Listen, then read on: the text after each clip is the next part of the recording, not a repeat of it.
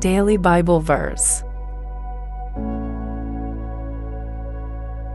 Brothers, select from among you 7 reputable men, filled with the Spirit and wisdom, whom we shall appoint to this task.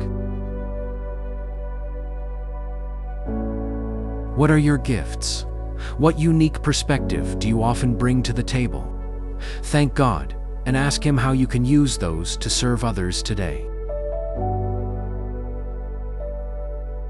Jesus, give me the confidence to speak and act, the discernment to know when and how to do such, and the humility to do them with the right posture of my heart. Amen. In the name of the Father, and of the Son, and of the Holy Spirit. Amen.